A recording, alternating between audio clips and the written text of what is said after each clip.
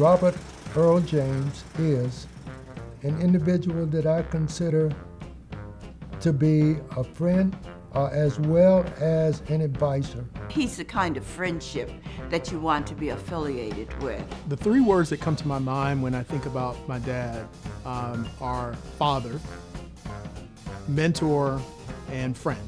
Leadership, a servant of the community, a loyal Christian man, as well as, and most importantly, a true friend.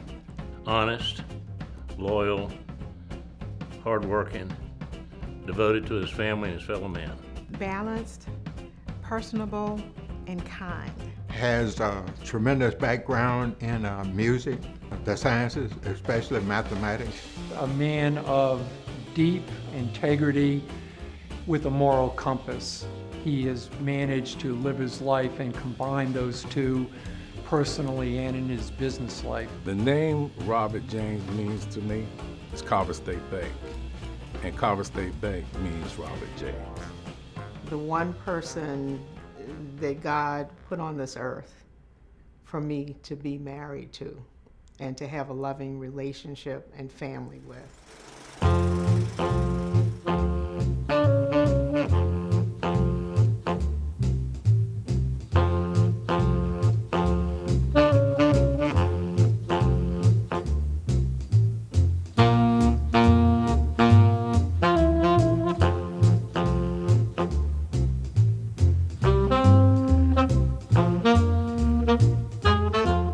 Comes from an interesting heritage of people who had persevered, would not let anything get in the way of building a life for his family and himself. And some of that was ingrained in him through our parents. And that had to do with education, achieving in education. But especially things when people would tell you that you couldn't do something. It kind of riled up something in him to say, why not me? There's no better person out there than me. My father, Robert Earl James Sr., was born in Hattiesburg, Mississippi in 1946 to Jimmy and Annie Mae James. I think he's the fourth of six. There's 5 boys and 1 girl in his family. And if you think about being born a black man in 1946 in Hattiesburg, Mississippi, you can sort of imagine in your mind's eye what your life would have been like. My grandfather, Jimmy, was a worker in a turpentine factory. He worked for a company called Dixie Pine. He was a laborer or a worker on the production line at this company that made turpentine out of pine trees. The stalwart from my family that I knew from his family is my grandmother, Annie Mae.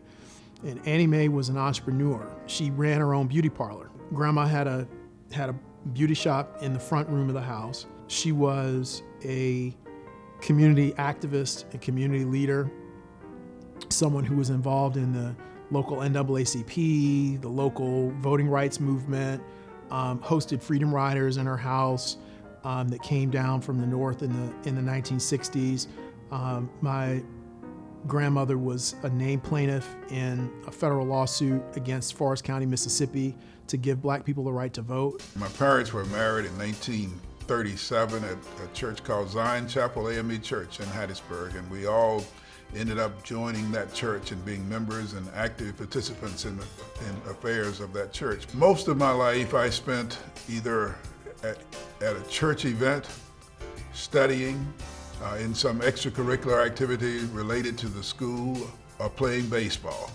And my parents were clear in their philosophy. They believed that if we were going to get out of poverty, we had to get as much education as possible. And there was no way to have a behavioral problem at school because my mother was also a beautician, and many of the school teachers were her clients. The principal's wife, for example, used to get her hair fixed in the front room of our house, which was the beauty shop. The routine that our parents put us through at home created an appreciation for work. We all knew that no one was really going to give us anything, so we had to work.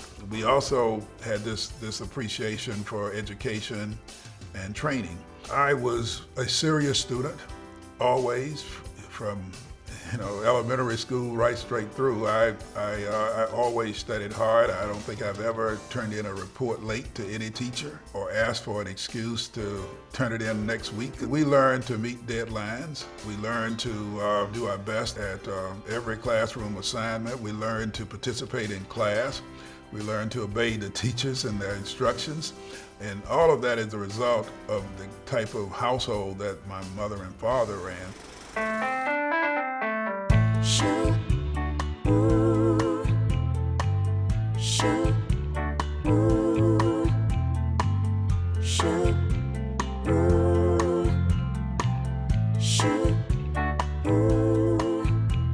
My relationship with Robert James is that of a classmate, of course, at Morris Brown.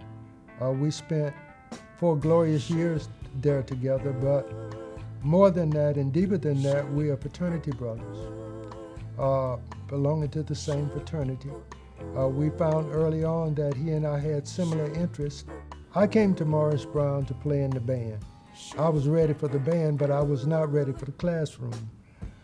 Rob came not ready for the band, but he was ready for the classroom. While we were running from our instructors in class, Rob was running to his instructors. As a matter of fact, after every class, you would see Rob walking out of the classroom with his instructors. So, he was president of our sophomore class, and upon pledging Omega Psi Phi fraternity, Rob immediately started to lobby for president of the fraternity. And of course, under his leadership, I think the fraternity was relatively small. When Rob's line went over, there were about 7 on that line. And after that, the fraternity continued to grow, and Rob continued to lead it. It was rumored that Rob had a girlfriend. Rumored. And that was around the fraternity, but we never saw the girlfriend. We just heard about the girlfriend. And eventually a name showed up, Shirley. So the name started being tossed around. Rob, Shirley.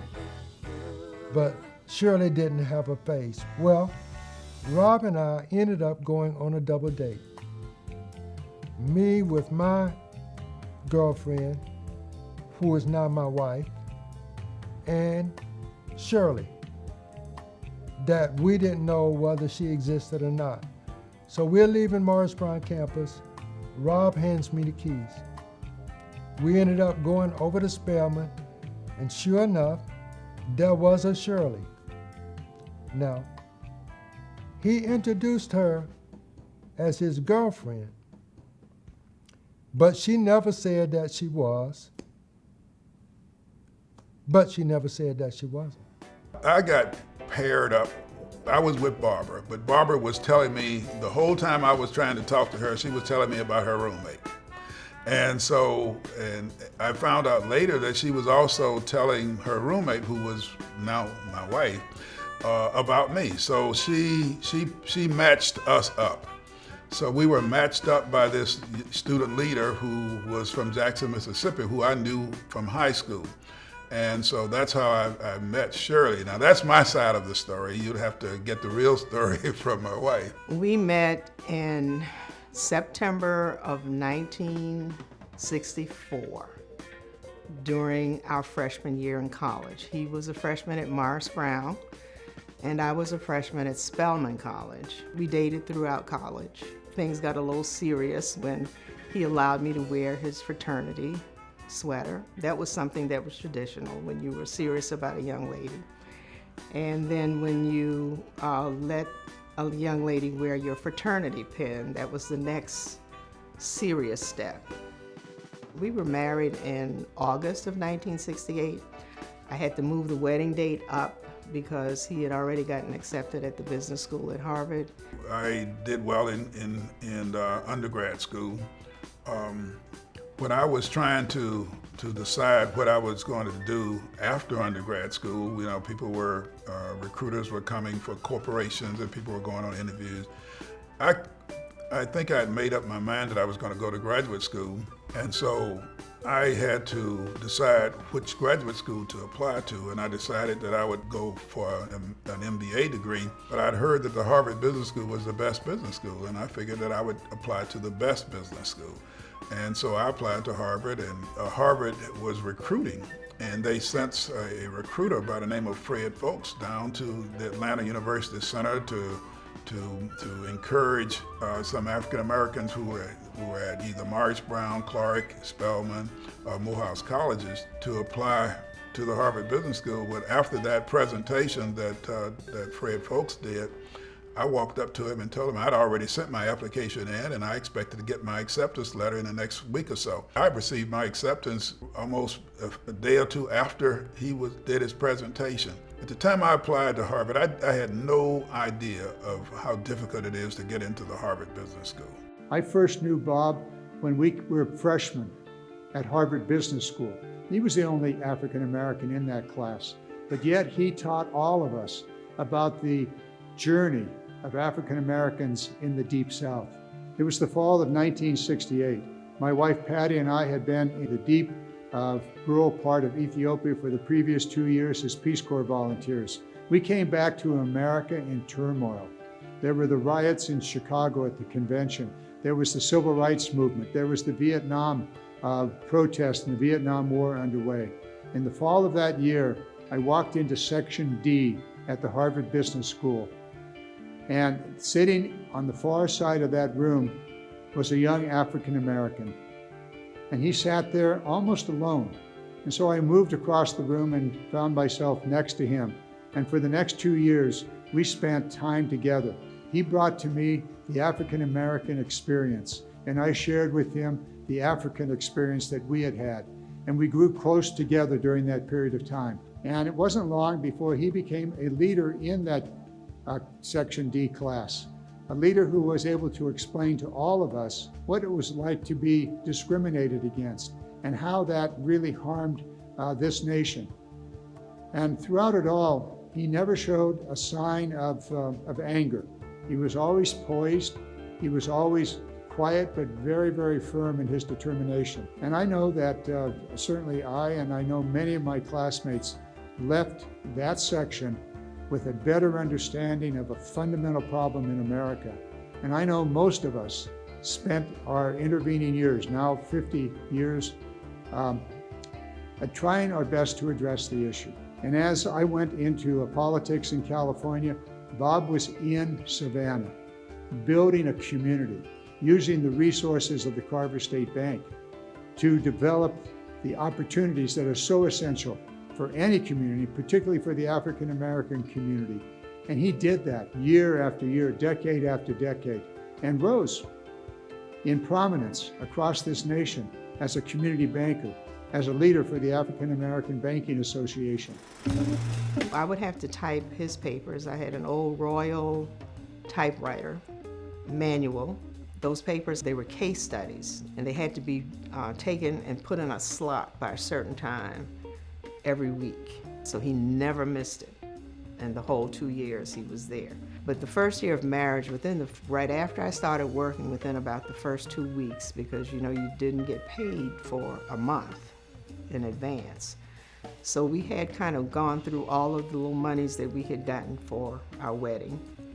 We were living in Cambridge at the time on Concord Avenue. This is an apartment that he had found. And so we ran out of money. And I said, well, I'm going to call my dad and have him send some. And this was probably when I realized the kind of man that I had married. He said, you will not call your dad. I will not have it. Whatever we have, we're going to make it, and I'm going to provide for you. So we kind of ate grits for I don't know how many days. This is until I could get my first paycheck. But we put aside enough so that I could have fare to get to work, you know, I had to take the trolley and the sub, and to make a sandwich for lunch. And so we did that probably for about 2 weeks. And then, yes, he made a way. Shirley was heavily involved in my earning my MBA degree. Good thing about our companionship in Cambridge is that Shirley was a very good student in college also. She was valedictorian of her high school class, had wonderful transcript coming out of Spelman College. So when she decided to go to graduate school, she applied to Harvard too, and she was admitted to Harvard, and she went straight through for her degree for her master's degree from the Harvard School of Education. So we graduated on the same date, and both of us had master's degrees from Harvard. I saw the CNS Bank sign, and I walked up to the CNS Bank booth and just started a conversation, and found out it was a fellow by the name of Archie Davis and Eugene Rackley. And Archie Davis was there because he had graduated from Harvard Business School also, and I believe his class was probably 5 years before my class. And so I ended up talking to these guys, and before you know it, I had asked them, are you all interested in summer employees? And so they said, well, we do hire a few. And so I ended up with a summer job at CNS Bank. We recruited Bob, and I'll go into this later, at Harvard Business School when he was between years, and he came down and worked for us in Atlanta. He came back and worked full-time. By that time, I'd been transferred down here to Savannah. Lawrence Perry, at the time, was president and CEO of the Carver State Bank, and he was on very much up in age. And so Ms. Toomer and the bank decided it would be very beneficial for the stockholders and the customers to replace Mr. Perry, not because he had done a bad job at all, but because he had been there a long time, and it was time for him to retire, new ideas and all of that. At that point, Bob had been working at CNS Bank in the term loan department. That's a commercial lending department. In my opinion, it's about the toughest kind of lending you can do, and that's what he grew up on. The question came up, who would be a good candidate? Mr. Lane called me, because I was sort of his representative down here, and said, you know, I'm really impressed with this young man, James. I think we ought to make him president of Carver State Bank. And Ms. Toomer, she says, absolutely, so that's what we're going to do. Bob has two qualities I think are very important if you're lucky enough to have them. One of them is common sense, and the other is a sense of humor. I learned that the president of Carver, Mr. L.D. Perry, was about to retire, and that the group had launched a search for a president. And so I did everything I could to make sure I got a chance to interview for the presidency of Carver, and I got an interview and was offered the job, and that's how I ended up in Savannah. Well, we're extremely positive in our feeling as to the outlook of a bank. As you know, this year we record earnings. We had a 68% increase in earnings. As you know, this building will be our main office building. We're moving off of the corner of Montgomery Street and Wahlberg into this new facility, which will be our main office building. And you know, we have expansion plans that will take us into other parts of the city in the next few years. The beginnings of Carver State Bank date back to 1927, during the height of the Jim Crow era, when Black people were systemically disenfranchised politically, socially, and economically. Carver State Bank gave economic power back to millions of Black Americans who found themselves shut out of white-owned financial institutions. I feel Robert James has made one of the most significant impacts in African American banking in the history of this nation. First, because he has been dedicated and committed to Carver State Bank for 50 years. And I don't believe there's anyone in this nation who has made that kind of commitment to stay in one place and see an institution grow as he has.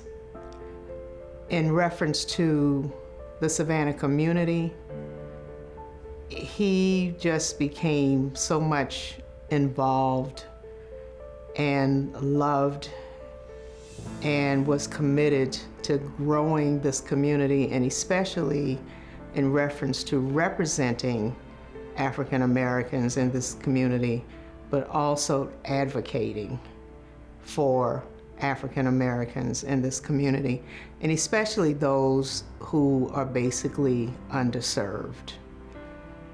He has a sense of compassion about people in general, and that compassion, in my opinion, has helped him to have the kind of staff here at this bank, as well as the customers that have been loyal to this bank over the years.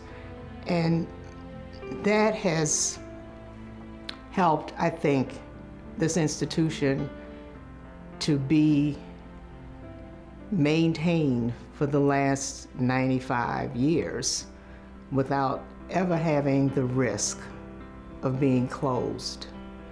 That kind of commitment and the passion that he has about banking is something that I don't think anyone can rival in the Black banking community or in banking in general in this nation.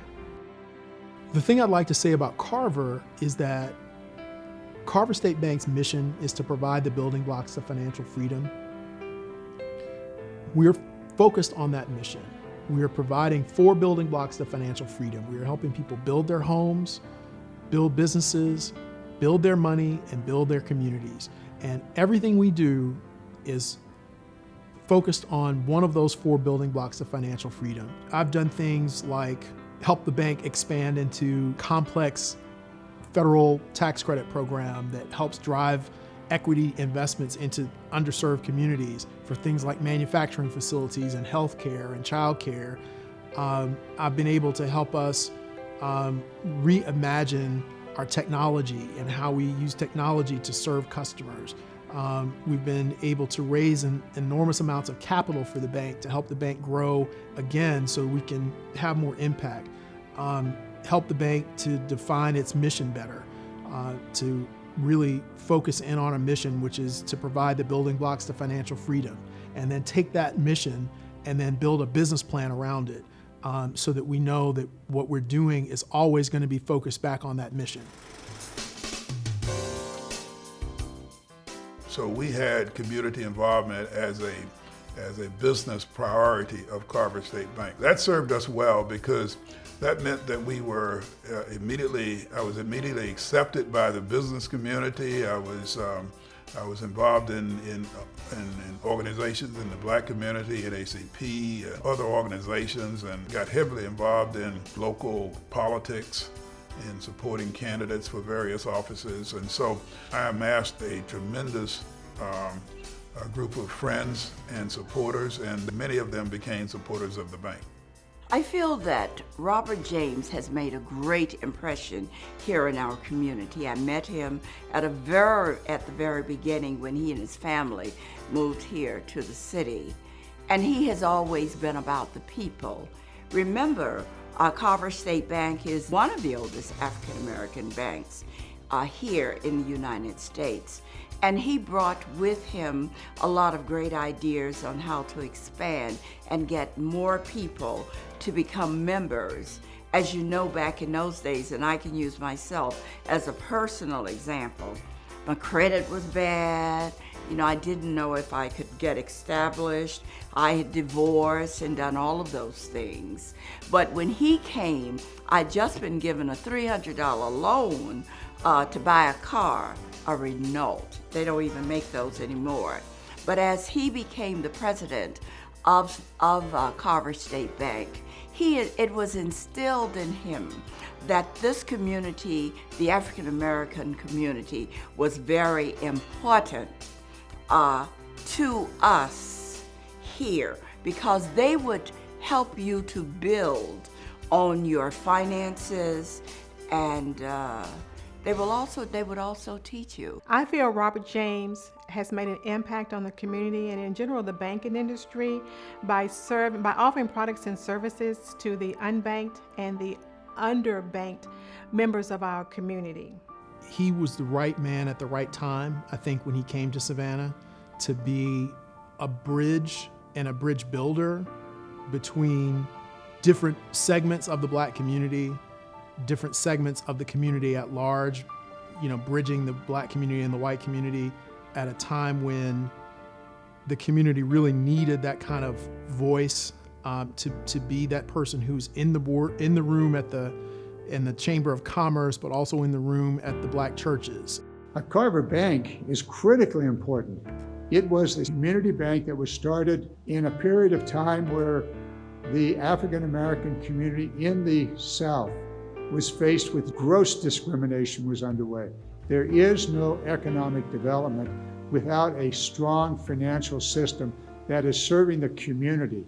What's happened over the years, and I've watched this as an insurance commissioner, the consolidation of insurance companies into very large companies, the consolidation of banks into even larger banks, and in doing so, squeezing out the opportunity at the community level. And that's where a community bank comes in, and of extraordinary importance is an African American owned community bank that is knowledgeable, connected culturally, and connected directly to the communities that they serve. It provides the financing that small and local businesses need in order to get on their feet, to get started. And when the times are tough, the local community bank will stay there as that business weathers those tough times. That's what Robert James has done, and his family doing it and continuing to this day. Being a minority-owned business, being a family-owned business, we count on Carver. Carver has been there for us down throughout the years. I can recall a story, again, about 37 years ago, when I first met Bob James. I happened to be in the lobby of one of the branches. I had been out of town and I had a note due, and the note was due on the 10th of the month. Being out of town, I didn't get back till like the 14th. So I was in on the 15th. The note was 5 days late. So I happened to see Bob walking across the lobby, and I said, well, Mr. James, I got a $25 late fee that I'm gonna have to pay. Can you do something to see about waiving it? And he kind of looked at me and grinned and said, Mr. Adams, if you pay your notes on time, you will never incur a late fee. With all that said, I have never been late in the past 37 years on another note. We've had a 30-year relationship with Carver State Bank. My father initiated the process of doing business with Carver State Bank, and we have continued to today. Let me just add this. The first time I went into Carver State Bank, I was so impressed because I saw people of color, people that looked like me in positions, and I had never seen that before. So having that experience created a family-like environment for me, and that's the type of business Carver State Bank is. And we're just happy that it's still doing what it does, because the need is still there. Things may have changed a little, but the need still remains, because a lot of people are turned away from banking in other institutions, whereas with small institutions, they're more friendly, more social, and they're able to do things that maybe the large banks cannot do. So yes, it is extremely vital that small business and small banks especially remain intact and are able to be a part of the New World Order. I think the importance of the bank to the community is that we have offered services that other banks did not offer, or we provided services to those clients who were not able to receive services from other banks. Sometimes they may not be credit worthy. They may not have funds to open an account. We are a staple in the community to be able to meet that need, to support those individuals who may lack the resources that's required by other larger financial institutions. So we try to meet the need in the community and be a resource to them. Well, I feel Bob James is like high tide. What he's done is all boats have risen in this community. There was a time when minorities didn't have a lot of options in getting a loan, and because of him and his antenna into the community, people ended up getting housing loans and student loans and loans to open up a business. And the great thing about Carver State Bank is most of their constituents are local, so they ended up staying here in Savannah. Today, Carver State Bank remains an integral part of the fabric of our community and of Georgia. In addition to Mr. James' work to redevelop Atlanta and support Black enterprises, the bank has helped the Black community weather the COVID-19 pandemic by supporting businesses and providing access to capital. For example, during a 5-month period in 2020, that Carver State Bank provided $9 million of Paycheck Protection Program loans to dozens of small businesses, primarily Black businesses. That work provided a lifeline to not only those businesses, but more than 1,400 employees and their families.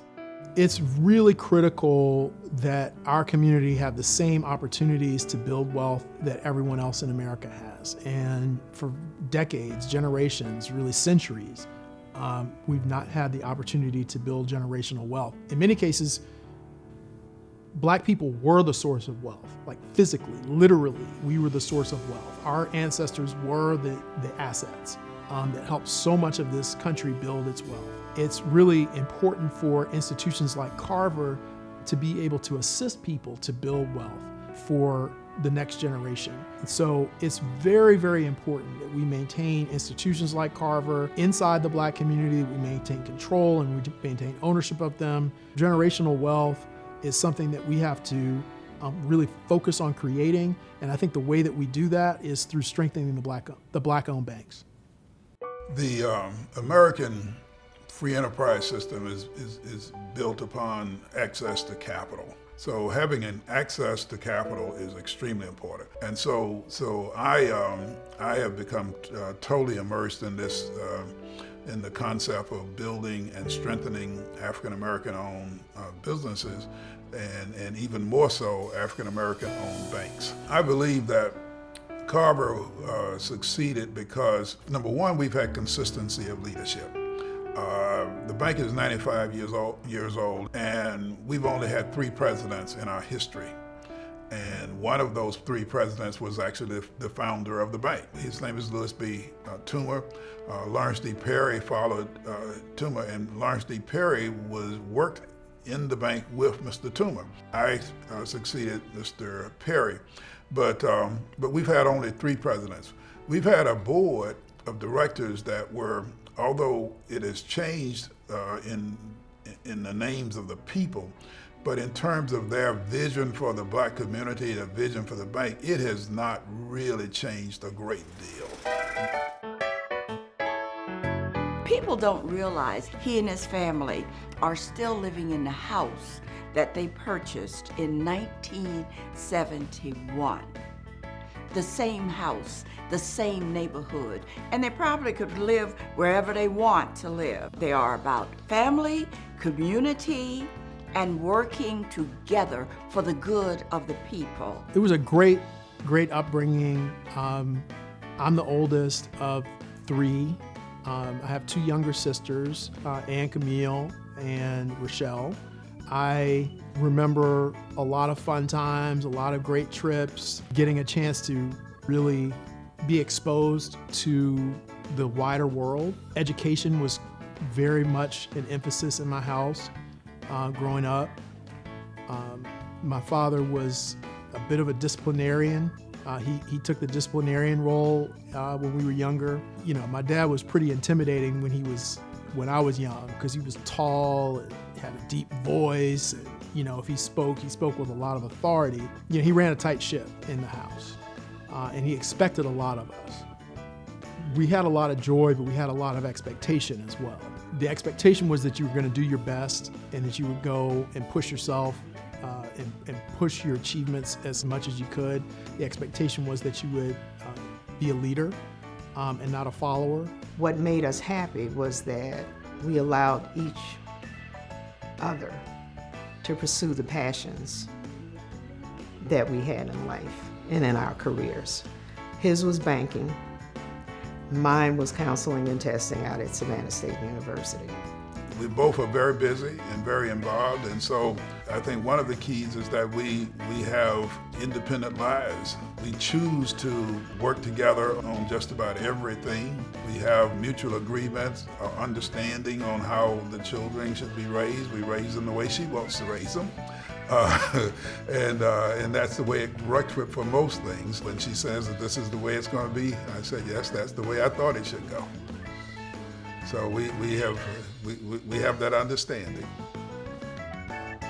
I remember, him taking me down to his office on a Saturday, and I don't remember how old I was. I probably couldn't have been more than 7 or 8, but I remember just being able to sit in the corner of his office while he was having a meeting with the mayor and some other important people, and that sort of thing stuck with me in terms of the respect that he was afforded by people who I thought were important. So if I thought they were important and they were coming to him and asking for his help and advice, then that meant that he was important too.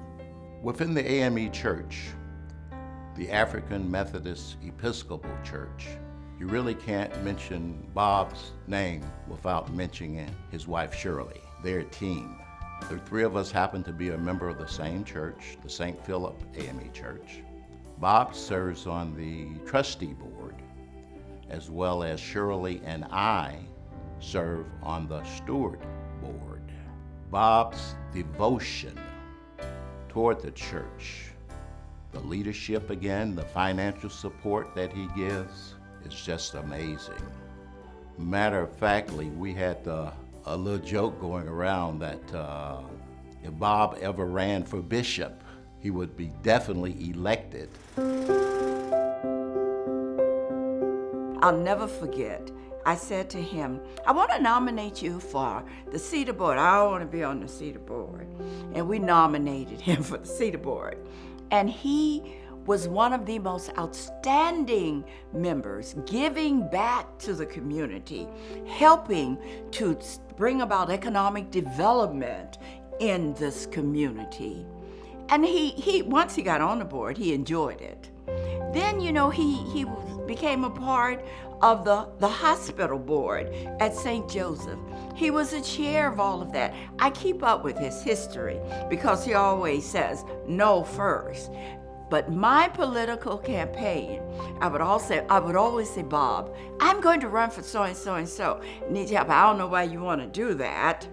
But in the end, he was always there helping. His first tenure on the Board of Trustees, I would say he was chief listener. He is very patient, and he got to know the culture and the chemistry of the board members. But it became apparent to all of us after that first term that he had remarkable leadership skills, so he was asked to chair the Finance Committee. Then he was asked to be vice chair. And then he was asked to be chairman of the board, which is what he is right now. I think that leadership was something that was just woven into the family when he was growing up. It was something that was expected. And so, he's always had a drive to lead, and he's also always pushed me and my sisters and now his grandchildren to lead, to not be afraid. My dad never showed fear, and I think that's really critical to being a leader. I think that's a critical aspect of it. Not to be afraid to speak your mind, not to second guess yourself about your judgment. At the age of 24, I was elected president of Carver State Bank, and for the last 50 years, I've been president of Carver State Bank, and for the last 5 or 6 years, I've been chairman of the board and president of Carver State Bank. Just about every point in my life, I've been chairman or president of something. Growth, and more growth. I think we are delving off into areas that we have not gone before, just to be more competitive. And of course, we want to increase our capital and to be able to provide services, just to be able to compete with other larger community banks as well as regional banks. Since I became a member of the board of the bank, I have sort of grown my role over the years. And so in the last 20 plus years that I've been involved in Carver, I went from a board member to a consultant to a title that I made up called Director of Strategic Initiatives to kind of help us with, some of the creative things that Carver does that are outside of the norm for a typical community bank, to now my role, which is President and CEO of our holding company, Carver Financial Corporation.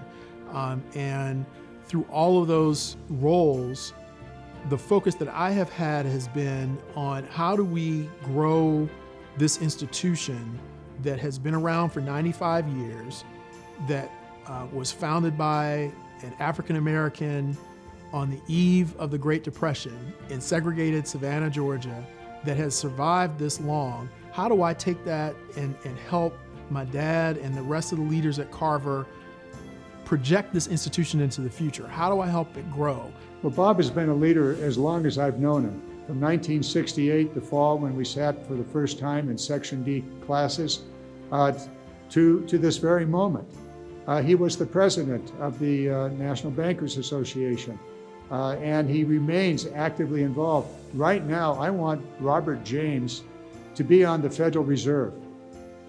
The Federal Reserve is often economists, that's great, often Wall Street bankers, and I've already made this strong pitch in Washington and to the White House. Hey, how about somebody that has 50 years of experience as a community banker, an African-American community banker? Put that man on the Federal Reserve, and let's see how the Federal Reserve begins to respond to the needs of minority communities all across this nation. I know that Bob would do that. He has the knowledge, he has the experience, he has the leadership, proven leadership, not only running his own bank, but also within the community bankers associations across this nation. So Carver has succeeded. We went right through the recession of the 2007 and 2008. We kept making money. We opened a branch out on Skidaway Road, and it's been successful from day one. We're in a position now where we want to grow. I have been a president of a bank for 50 years. I'm passing a very successful locally owned community bank to the future leaders. It's okay for me to be a has-been because I have been successful when I was in the role of leadership. With all that Carver State Bank has accomplished in the first 95 years, we can be confident that the next 95 will be just as impactful. So, congratulations on your 50th anniversary, Bob, and thank you for all of your work.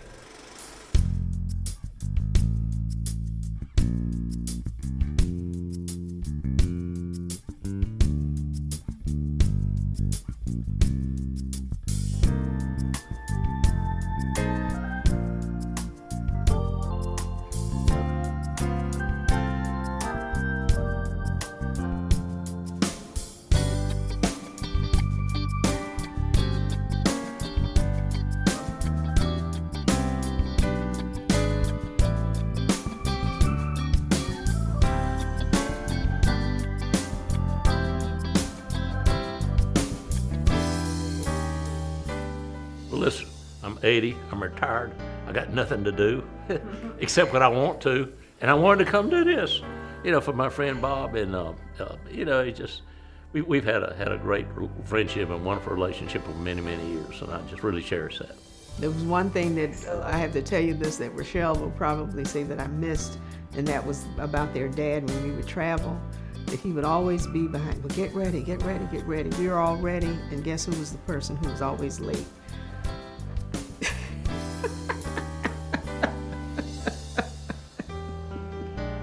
Still to this day. Well, thank you so much. Okay. I hate to rush, we're running Bye. a little bit behind. I know, I gotta go. What time is it? Thank you so much. Almost 2. You got out before your I gotta tell you, I gotta go. All right.